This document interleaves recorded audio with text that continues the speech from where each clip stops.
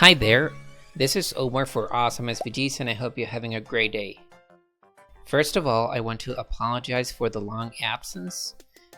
We were on holidays and I didn't have time before then to post too much of the projects I wanted to, but I'm back now and this time I'll show you my process to get the most out of your printer when doing print then cut. Regardless the browser you use, Design Space lowers the resolution of your images to be able to handle them and create a printable image with the corresponding registration marks. This can be very disappointing if you've spent good money on a high resolution printer and photo paper to go with it maybe. For some the difference is not very noticeable, but for a lot of people like me, I want every detail printed exactly like I designed them. Now a while ago I developed a method to override the default image that you print when doing print then cut directly from Design Space, but since then Design Space changed a bit the way it generates such image. So here you have an alternative to that method.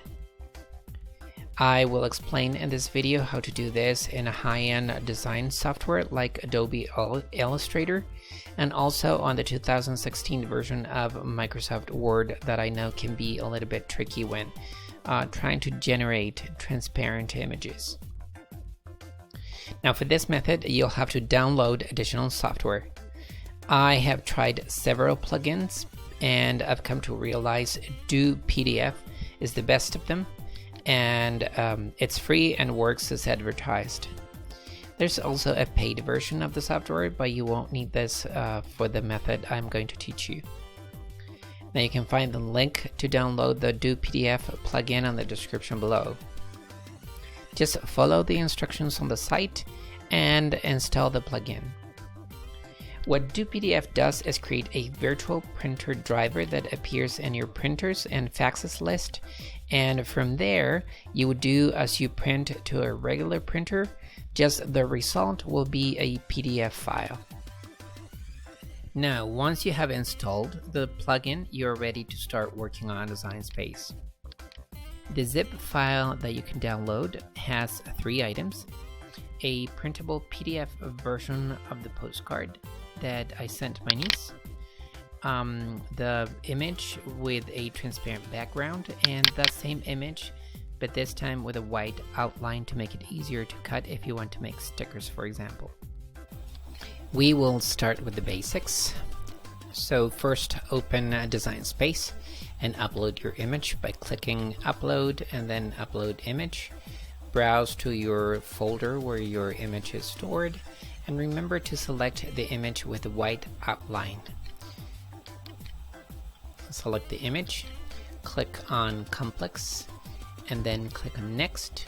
As you can see, the background has already been removed, so just click on Continue. Wait until your image loads and select Print then Cut Image. Then click on Save, and you can edit also the name and add tags to your file if you want to. Once your file loads in Design Space, you will be able to select it and add it to your project by clicking on Insert Images. Now here's the image. I think it's very important to remember the size or at least one of the measurements of the image that you're going to use. So for this example, I'm going to use a width of 3 inches. This is important to remember later when you edit the image or you edit the PDF file that Design Space generates. And just keep the proportion locked so the height is adjusted accordingly, and click on Make It. Now here's your image on your mat. Since it's a print then cut file, you will be prompted to print. Select the Do PDF 9 plugin or printer from the drop-down list, and this is a very important part. Click on the advanced options. Sometimes it takes a little bit to load, but it's very important that you do this.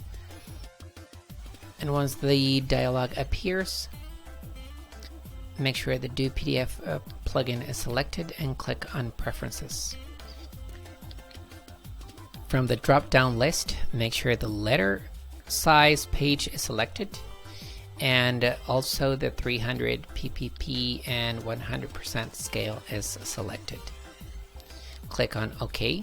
You have to do this every time you print, because for some reason Design Space does not recognize the paper size every time. Select your destination folder and click on OK. The quality of your printing is not very important at this point, but I like to use best quality anyways. Now here's your PDF file once it's created. As you can see, you have your image and the registration marks around. Now in Illustrator, you will be able to edit PDF files natively. So go to the folder where you stored your print and cut file, open it in Adobe Illustrator, and to make sure you don't mess with any of the registration marks, I like to lock the layer that comes on the PDF and create a new layer on top. That way I make sure I am not changing the position of anything. Now select your image, the one with the white outline. Place it on top of your artboard and on top of your previous layer, and change the width of the image to 3 inches, which is what we did before. That's why I was telling you it's important to remember the size that you used. And from here you will lower the opacity of that layer so you can see what's going on underneath. You can use your arrows to position the image where so it matches the image below. You can click on the visibility icon next to the layer so you can see if your image is aligned correctly. Once you're happy with the result, give it 100% opacity and use the visibility feature again to see if it's correctly placed. Now here you can see the image is a little bit to the right, so I did minor adjustments.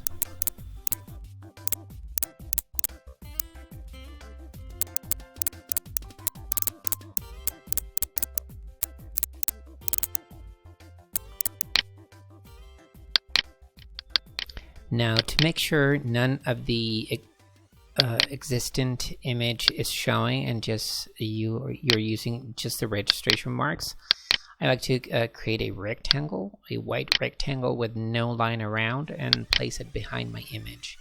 That way everything of the original image is covered. Now you can save this file for later printing, and you can print directly from Illustrator. So you can take advantage of the full resolution of your printer.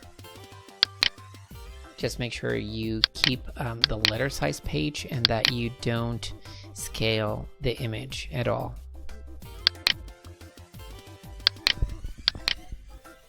Editing the file in Microsoft Word can be a little bit tricky. Just select and open your file, your PDF, your print and cut PDF file in Word. Sometimes you're warned that the file may not be accurate. Just ignore this warning and open it anyways. For this, you'll have to insert a shape. You don't have to insert the image directly. So select Insert a Shape and select a rectangle. Draw a rectangle around the image that covers the entire image, and instead of a solid fill, select Picture Texture Fill. This will bring your image, and you will be able to lower the opacity of your image.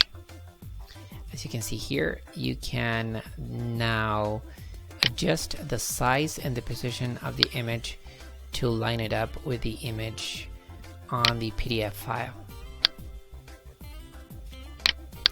Resize it accordingly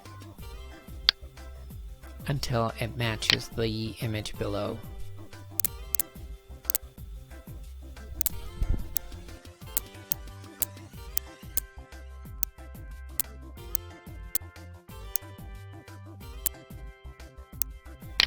To make sure the images are aligned, play with your transparency, bringing it up and down and see if the image shifts, and if it does, do some more adjustments until you're happy with the result.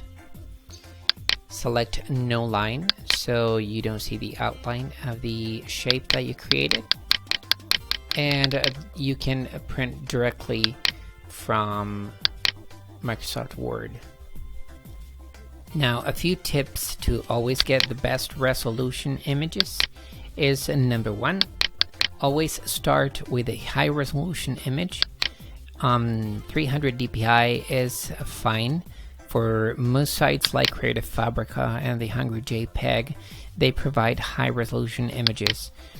Most of the images that you download from the internet or that you find on Google will not be that high res that you want, maybe, so you won't get the best results. So make sure you're using a high resolution image. In second place, always remember to use the advanced option feature in Design Space so you can adjust the paper size and resolution.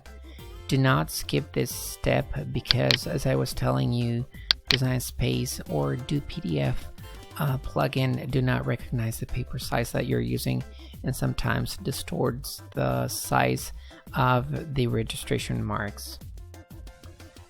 Number 3 is to always use a high resolution printing paper. For me, the Canon paper, the matte finish Canon paper, is the best and most affordable out there. And finally, always use original inks for your printer. I've realized that some alternative inks don't deliver the quality your printer is capable of achieving. I wanted to make this download a bit different, so the link to download the file is on the video description below, along with the supplies I used to create the postcard. And you will also find some tips on protecting your postcards for mailing.